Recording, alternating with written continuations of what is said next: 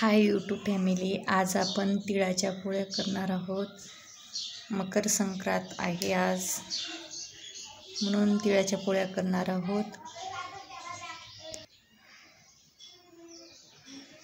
त्यासाठी आपण गव्हाचं पीठ घेतलेलं आहे, गरम करून तूप घेतलेलं आहे। हे आपलं तिळगुळाचं सारण तिळाचं करून घेतलेलं आहे पोळीमध्ये भरण्यासाठी। आता आपण याच्यामध्ये हे तूप टाकून मिक्स करून घेऊत, उंडा चुरून घेऊत।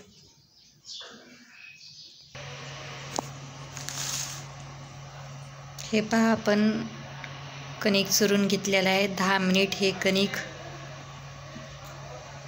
चांगलं मुरू देऊ।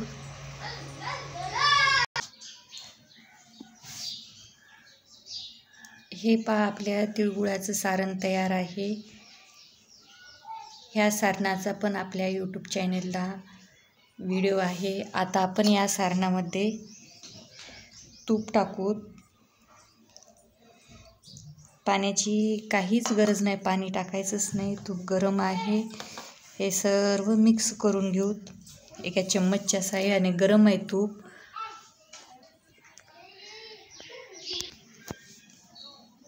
हे पहा, मस्तपैकी आपले सारण तयार आहे। तर आपण पोळीमध्ये भरण्यासाठी छोटे छोटे गोळे तयार करून घेऊत।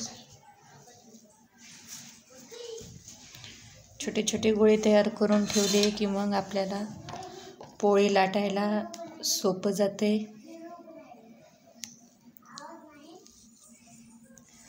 मकर संक्रांत हे जानेवारीच्या 14-15 तारखेला येते, जेव्हा सूर्य मकर राशीमध्ये प्रवेश करतो।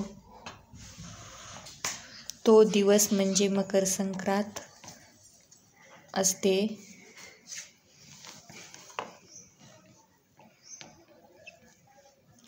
सलग 3 दिवस सुरू असतात, म्हणजे भोगी, मकर संक्रांत, किंक्रांत असे 3 दिवस संक्रांतीचा सण असतो।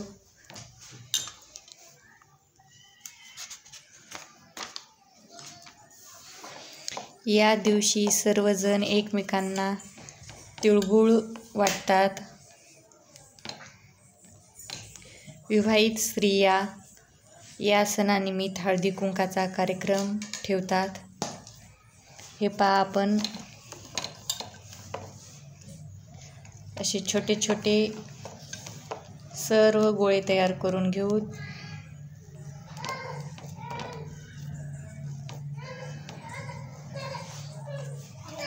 माझ्याकडे कॅमेरा धरायला कोणी नसल्यानं मी स्वतःच कॅमेरा धरते आणि एकाच हातानं करत असते।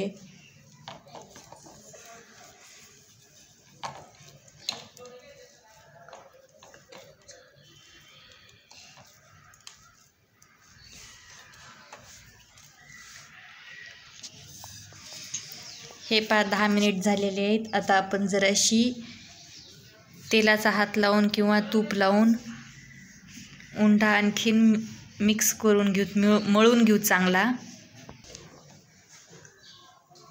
हे पहा, मस्तपैकी आपण उंडा मळून घेतलेला आहे।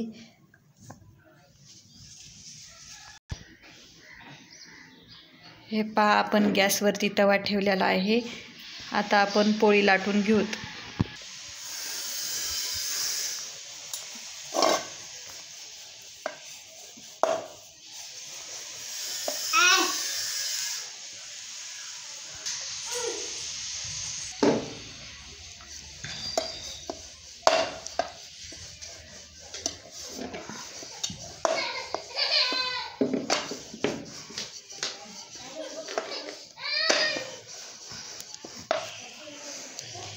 हे पहा, आपण गुळाचं आणि तिळाचं जे सारण केलेलं आहे याचा व्हिडिओ यूट्यूब चॅनलवर आलेला आहे।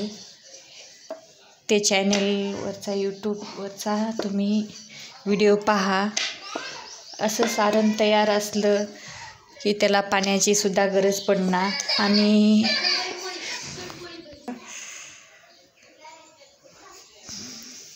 आणि आपण उंडा चुरताना तूप गरम करून टाकल्यावर पूर्ण सारण मिक्स होतं आणि पोळी फाटण्याची शक्यता कमी असते, पोळी फाटतच नाही मग.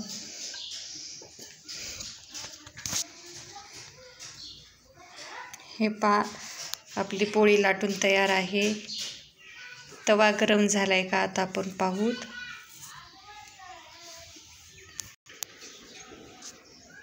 हे मस्तपैकी तवा गरम झालेले, अशी वाफ लागत आहे.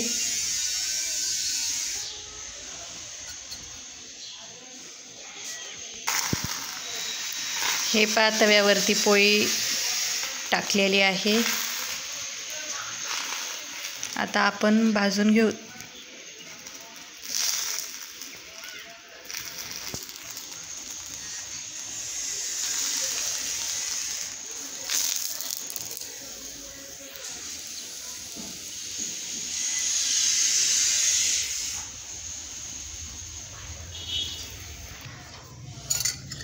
हे मस्तपैकी आता आपण तूप लावून घेऊ. हे किती छान पोळी तयार झालेली आहे. ह्या सारणानं पोळी चिकट होत नाही, खुसखुशीत होते.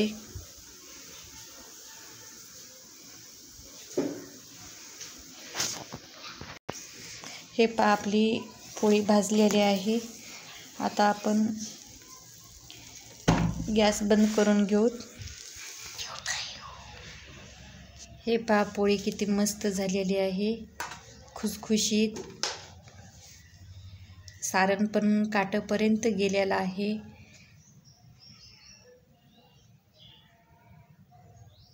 हे पोळी तुम्ही तुपासोबत खाऊ शकता किंवा दुधासोबत, किंवा हे प्रवासात सुद्धा जाताना ही पोळी जर तुम्ही अशा पद्धतीत करून नेली तर 2-3 दिवस तर कशीच खराब होणार नाही, कारण याच्यामध्ये पाण्याचा वापर थोडासुद्धा नसल्यानं. व्हिडिओ तुम्ही कुठून पाहता, कुठून नाही, कुण्या शहरातून, कुण्या गावातून, नक्की मला कमेंटमध्ये सांगा. व्हिडिओ आवडल्यास लाईक, शेअर, सबस्क्राईब करा.